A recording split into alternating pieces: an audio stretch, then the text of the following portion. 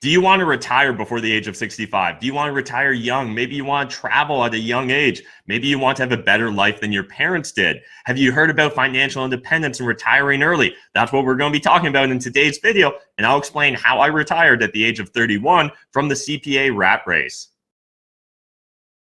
What is up, YouTube? Matt McKeever here, and in today's video, I'm going to be showing you guys the roadmap to financial independence and retiring early. Now, this is based upon a completely free ebook I put together for you guys that you can download. There'll be a link in the video description down below, or you can jump over to mattmckeever.com. But either way, it's a 20-page ebook that's really just designed to show you the roadmap on how you can build your own path to financial independence and retiring early. And a quick little synopsis about myself. I'm a CPA, originally retired, quit the rat race at age 31, based upon a lot of the principles that we're going to be discovering and discussing in today's video. Hope you guys enjoyed. If you do, smash that like button, hit subscribe if you're new to my YouTube channel, and let's jump into it. All right, before I explain how you guys can FIRE, let's first discuss what FIRE is.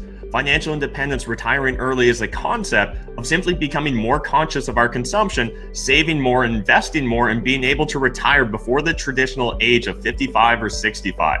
It's really about taking ownership of your life. This is absolutely a critical component. It's one of the cornerstones, really, a foundational block in financial independence, is taking ownership of our actions and realizing we can actually go about living our life in a lot of different ways compared to what the average person's doing. I really like to think of FIRE as a first principles orientation of thinking towards how to live your life. So really challenging a lot of our preconceived notions. And in fact, when I think of first principles, I naturally think of Elon Musk. So let's break down the concept of first principles thinking. Step 1, identify and define your current assumption. Step 2, break down the problem into its fundamental principles. And step 3, create new solutions from scratch.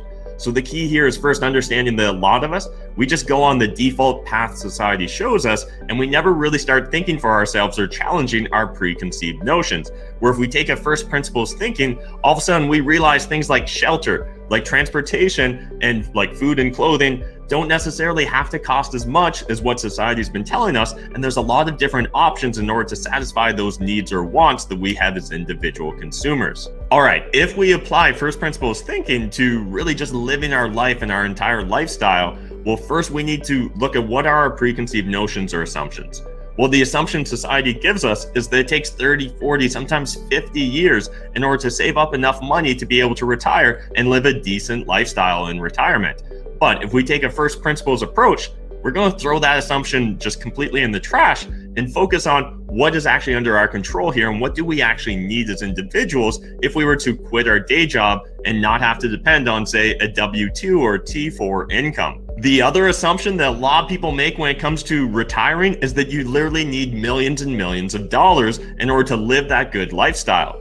And a lot of that comes down to, again, those preconceived notions or assumptions. Society has told you you can only live off of 1% or 2% of your assets in order to retire and live safely a comfortable retirement.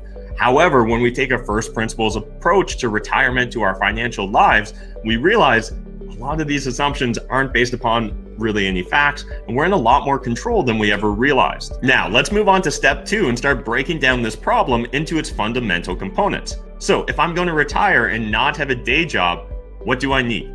Well, I need enough money to satisfy my needs. I can think about Maslow's hierarchy of needs and really, I need shelter. I need probably transportation or some basic transportation. I need food, need a little bit of clothing, a little bit of entertainment, things of that nature. However, a lot of people assume that you need to spend tens or hundreds of thousands of dollars a year in order to satisfy those needs and wants.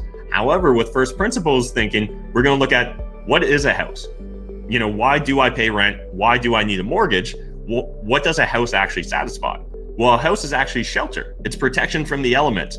It's really just meant to keep, the rain off your head and keep the cold out or keep the heat in warm so that you don't, freeze to death or die from exposure. However, outside of that, that's really all a house is. It's shelter from the elements. It doesn't necessarily have to be a palace, a kingdom. It doesn't, like our house doesn't have to be a mansion, essentially is what I'm getting at. But if you approach it with that assumption, you're going to find that, yeah, you are going to need a lot of money. Maybe you will have to wait 50 years to retire. But first principles thinking allows us to really take that problem and break it down in a new way. So with first principles thinking, we can create a new solution, but we'll get to that in a moment. Let's also look at food. A lot of people assume that you need to spend hundreds or thousands of dollars a month on groceries and eating out, going to restaurants, Uber Eats, all those different things. However, again, our meals and entertainment budget is really just trying to satisfy our body needs. You need 2,000 calories a day. You need certain vitamins and nutrients. Outside of that, you don't necessarily need a lot to survive. Again, how you spend that money, we could probably spend $2,000 a month on eating out, or we could probably spend $200 a month on groceries. We're going to get the same sort of calories. Actually, probably at home, we're probably going to get better calories and better nutrients. But either way, we're still going to essentially satisfy our needs and, be able to fuel this machine, our body. That's really what food is. It's just fuel for our body. And if we take a first principles thinking, we can realize that it's not too hard to actually fuel this body for $5 or $10 a day.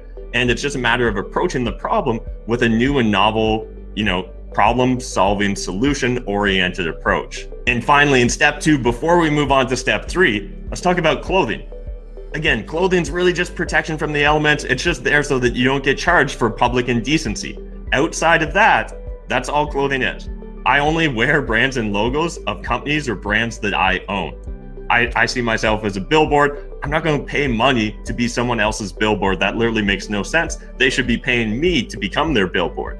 So again, outside of really causes or movements, I'm not going to spend a lot of money on clothes or threads or anything like that, because it doesn't really protect me any better from the elements or protect me any better from being charged with public indecency.